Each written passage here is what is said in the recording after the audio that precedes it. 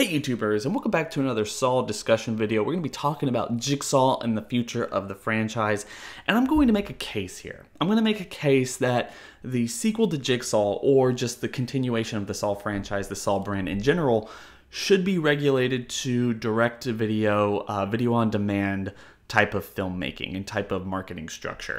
And it's with a heavy heart that I say this. It really is with a very heavy heart that I come forward and say this, because I did like Jigsaw. I'm probably one of the only people, besides the people who listen to all my discussions, who really enjoyed the film as a diehard fan. And really, one of the things I've seen a lot on the comment section is people questioning my fandom. Are you joking me? I won't have any of that. I have been covering this film for months now, ever since I really started YouTube. And I've done retrospective series. I know a whole lot about the series. I used to follow this religiously. And I want the best for this franchise. You can say what you want about Jigsaw. I thought it was a perfectly fine continuation of the film franchise, considering the landscape of what it is to make a Hollywood sequel after 7 years and what it meant for this particular franchise. Horror movies are always kind of hard to make sequels to because you end up kind of killing off everyone that you were accustomed to or anything else like that. So it's hard to pick up immediately where you left off unless you were doing it exactly like the Saw films were back in the day, where you can have seamless continuity between one film and the other, where actors would come back even for small bit roles with absolutely no lines, because that's the amount of dedication they put into this franchise. But with Jigsaw, we were 7 years out from the last film.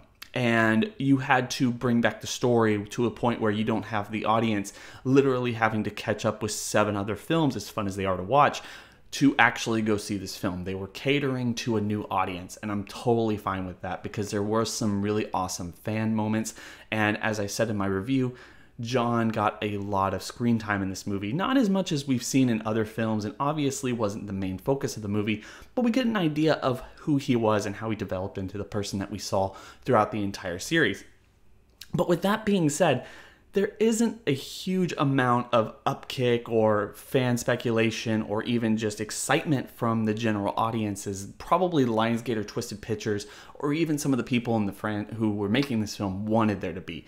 Now, there's always going to be people like me, there's always going to be people like you who are watching this and wanting a 9th film, pitching your own 9th film, wanting the best for the franchise, figuring out whether or not there is going to be a sequel, waiting on the edge of your seat for that greenlit, that announcement that there's going to be. But we can't always live in that world. This film might have done well, but it might have just been a curious passing of the torch. Like, okay, maybe I'm curious to see how they'll pick it up. It's genuinely interesting because, as I've talked about in other people's videos and my videos before, the cool thing about the Saw franchise, unlike almost any other horror franchise that's run this long, is you can expect that they're going to stay within the realm of possibility. Obviously, there's some ridiculous horror trope things where you wouldn't be able to survive this, you wouldn't be able to survive that, yada, yada, yada. But even if any of that is true, you can also rely on the Saw franchise to not go the way of Friday the 13th or Nightmare on Elm Street, the Chucky movies, Halloween, or anything else like that. They're not going to go to any druid cults, zombifications of your enemy, or something else like that. It's going to be purely set in the realm of possibilities.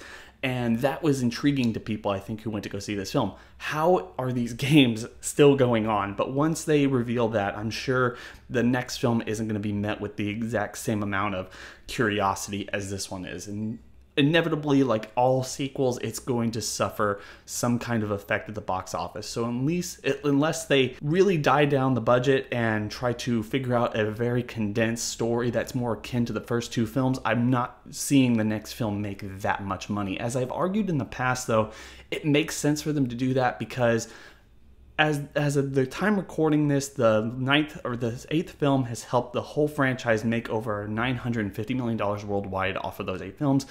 And it's not even done yet. So the next film inevitably will probably make enough money to push this franchise past the breaking point and get it past the $1 billion mark, which is going to be a huge accomplishment for everyone who's worked on them for this long. And it's something I don't think that they're going to be able to give up. But with that being said, I do think that there are some benefits to doing a direct-to-video or video-on-demand continuation of the series. One of them is really being able to make a franchise or at least a film directly for the fans. You can bring back people who've been long dead for stories that take place in between the other films, so we can have potentially a sequel that takes place in between Saw 1 and Saw 2, and or Saw 3 and Saw 4, or Saw 2 and Saw 3, or 3 and 4, whatever. And we have people like Tobin Bell come back, maybe just as a voice role. But he's done direct-to-video sequels as well. I mean, he's really busy right now, but I mean, he's so attached to this character and this franchise that I'm sure if they asked him back and they offered him the right amount of money, he would definitely come on board just because of his long-standing history with it. But at the same time, you could also have people like Shawnee Smith, Costas Mandylor, who's been really busy as of late, but just from rumblings I've heard around the internet and stuff, he's potentially excited to come back. He wants to come back. He wants to figure out a way to bring in Mark Hoffman's character back into this franchise. You can have them, if Matt Passmore is willing to do it, you can have some kind of explanation where all these people were working or how they all interacted with each other, which is something I believe the fans of this series would really like to see. How did Jigsaw or John's character interact with all of these different people? What did they know about each other and anything else like that? One of the biggest things a lot of people say in Saw 6 is getting to see Hoffman and Amanda finally interact with each other, because that was one of the things we were waiting for so long. And that movie was really not really well received. I mean, obviously with the fans and critics, sure, it was really well received, but because of the downfalls of Saw 5, it didn't do that well in the box office, and that's a big shame. But you can't do that type of stuff. It would be way too expensive and way too much of the lore and philosophy of the series to do in a direct sequel in the theaters. And I think that that's something that fans would really like. Give us something that fans would really like. Spend less money and produce something that's direct to video. It's kind of in the same way that we've been seeing with Cult of Chucky movie that just recently came out, where they brought back some old time actors to replay their parts after years and years, I mean decades of being absent from the franchise. And despite what anyone thinks of that movie, there's some people who really like it, there's some people who don't, but despite what anyone thinks about that movie, I've heard universal praise that that was what happened, because that's one of the things we as fans want to see from our franchises, is old actors kind of remaking an appearance, figuring out a way to bring everyone back. Doing a film that's set in between all the other films is something you could definitely do in a smaller budget direct-to-DVD sequel. And one of the cool things about that, at least in my opinion, is it would allow for enough room to maybe do a Saw 9 down the line, but this is just something that fits into the continuity that doesn't have to directly affect anything else, and it's solely and directly for the fans.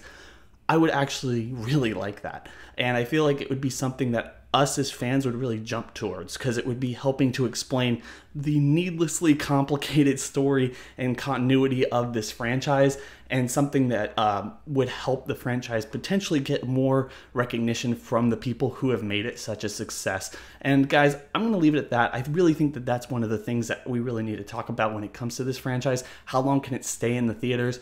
That's just a really direct question. At this point, like I said, they're going to be vying for that $1 billion mark, and at the same time, one of the only reasons it's in the theaters still is because the Saw brand, for like it or not, is still an incredibly popular franchise.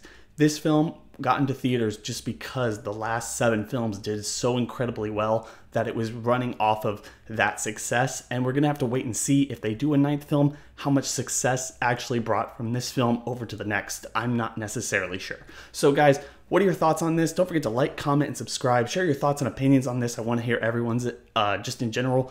Don't forget to share the video out to your friends. Don't forget to hit that bell over by the subscriber button. That's going to notify you every single time I upload. But with that being said, guys, I hope everyone has a good day.